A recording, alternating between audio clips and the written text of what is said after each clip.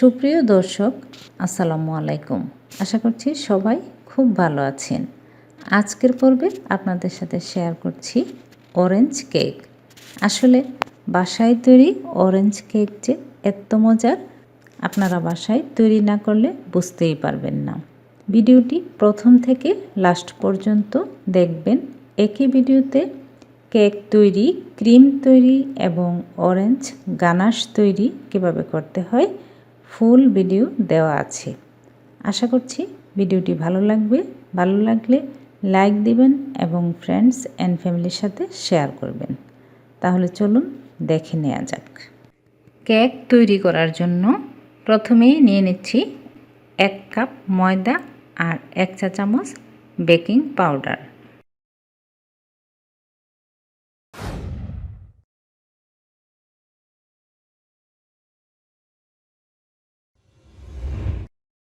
শুকনো উপকরণগুলো চেলে নেওয়া হয়ে গেলে একটা সাইডে রেখে তারপর অন্য আরেকটি শুকনো বাটিতে রুম টেম্পারেচারে থাকা 4টি ডিমের সাদা অংশ নিয়ে নিচ্ছি।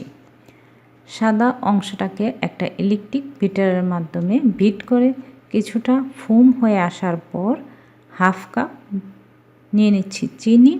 সেই চিনিটা একসাথে না দিয়ে অল্প অল্প করে মেশাতে থাকবো আর বিট করতে থাকবো। কিছুক্ষণ বিট করে নেওয়ার পর এরকম ফুমি যখন হয়ে যাবে তখন ডিমের কুসুমগুলো অ্যাড করে দিচ্ছি।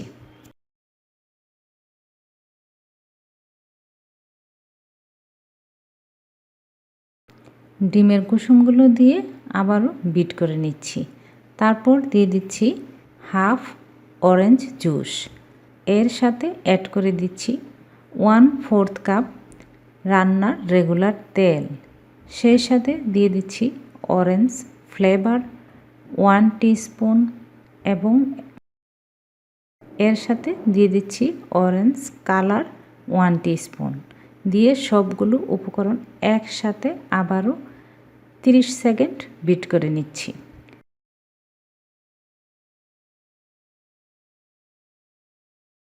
আগে থেকে চেলে নেওয়া শুকনো উপকরণগুলো অল্প অল্প করে মেশাতে থাকবো আর একটা স্প্যাচুলার সাহায্যে ঘুরিয়ে ঘুরিয়ে মেশাবো। একসাথে সবগুলো ময়দা না দিয়ে 3 বারে ময়দাগুলো মেশাচ্ছি আর একটা স্প্যাচুলারের মাধ্যমে ঘুরিয়ে ঘুরিয়ে মিশিয়ে নিচ্ছি।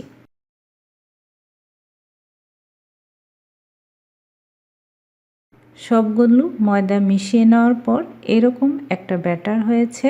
এমনভাবে মেশাতে হবে যাতে ব্যাটারের ফুমি যে ভাবটা নষ্ট না হয়।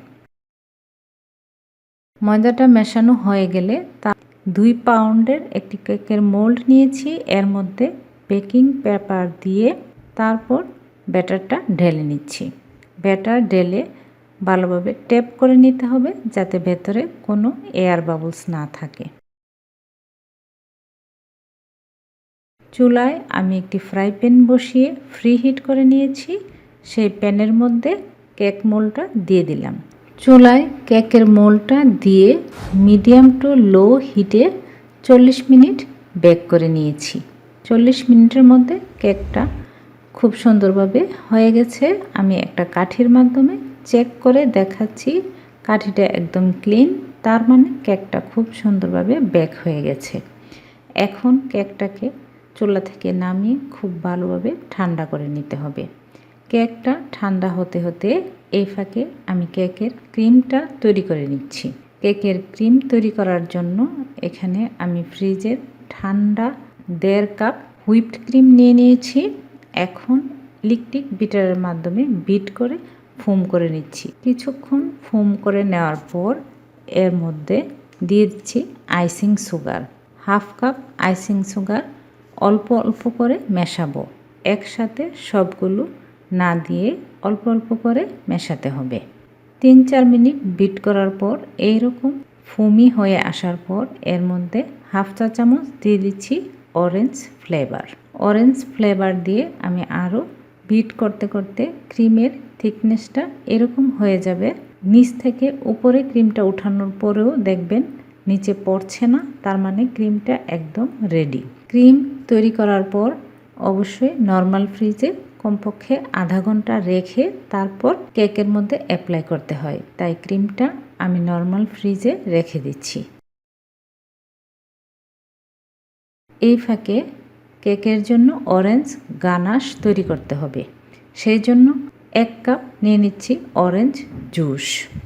তারপর এর মধ্যে 1/2 কাপ দিয়ে দিচ্ছি চিনি, এর সাথে দিয়ে দিচ্ছি মেজারমেন্ট চামচে 1 চামচ কর্নফ্লাওয়ার, এর সাথে দিয়ে দিচ্ছি 2 চা চামচ কর্ন সিরাপ। এই কর্ন সিরাপটা আপনারা বাজার থেকেও কিনে নিয়ে আসতে পারেন, তাছাড়া বাসায়ও তৈরি করে নিতে পারেন।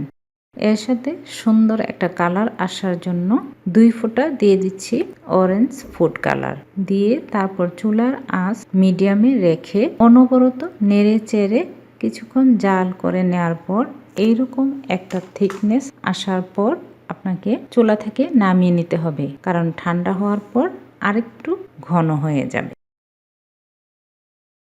এইদিকে আমি কেকটাকে মোল্ড আউট করে নিচ্ছি। গানাশটা ঠান্ডা হতে হতে কেকটা কিন্তু সম্পূর্ণরূপে ঠান্ডা হয়ে গেছে। কেক ঠান্ডা হয়ে যাওয়ার পর আমি একটা নাইফের সাহায্যে সাইডটাকে ছাড়িয়ে কেকটাকে মোল্ড আউট করে নিচ্ছি। কেক মোল্ড আউট করার পর কেকটাকে আমি মাঝখান দিয়ে একটা নাইফের সাহায্যে 2টি স্লাইস করে নিচ্ছি। আপনি চাইলে 3টি স্লাইসও করতে পারেন। একটা কেক বোর্ডের উপর সামান্য একটু ক্রিম লাগিয়ে একটি স্লাইস কেক দিয়ে তারপর 1 কাপ নিয়েছি অরেঞ্জ জুস, এর সাথে আমি 3 চামচ চিনি দিয়ে একটি অরেঞ্জ সিরাপ তৈরি করে নিয়েছি। তারপর কেকটার উপর খুব ভালোভাবে অরেঞ্জ জুসটা অ্যাপ্লাই করে দিচ্ছি। ভালোভাবে অরেঞ্জ জুস অ্যাপ্লাই করে তারপর ক্রিম লাগিয়ে দিচ্ছি।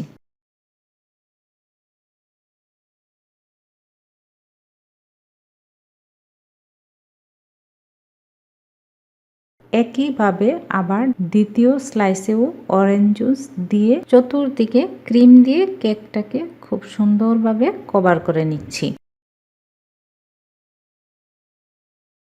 কেকটা খুব সুন্দরভাবে কভার করে নেওয়া হয়ে গেলে ঠান্ডা করে নেওয়া অরেঞ্জ গানাশটা এর মধ্যে ঢেলে প্লেট নাইফের মাধ্যমে ছড়িয়ে দিচ্ছি। গানাশটা ছড়িয়ে দেওয়ার পর কমপক্ষে আধা ঘন্টা নর্মাল ফ্রিজে রেখে তারপর এর মধ্যে ডিজাইন করে নিব। এখন আপনার পছন্দ অনুযায়ী যে কোনো রকম ডিজাইন করে কেক ডেকোরেশন করে নিতে পারেন। আমি আমার মতো কেকটাকে সাজিয়ে নিলাম। আশা করছি আজকের এই সহজ কেকের রেসিপিটা আপনাদের কাছেও ভালো লেগেছে। আসলে একেবারে ন্যাচারাল একটা কেকের ফ্লেভার পাওয়া গেছে এবং খেতেও টেস্টি হয়েছে। ন্যাচারাল একটা অরেঞ্জ গানাশটার মধ্যেও খুব সুন্দর একটা ন্যাচারাল ভাব এবং কেকটাও খেতে খুবই মজা হয়েছে। আশা করছি আজকের ভিডিও আপনাদের কাছে অনেক ভালো লেগেছে। ভালো লাগলে লাইক কমেন্ট করতে ভুলবেন না। আজকের মতো এখানেই বিদায়। সবাই খুব ভালো থাকবেন। আল্লাহ হাফেজ।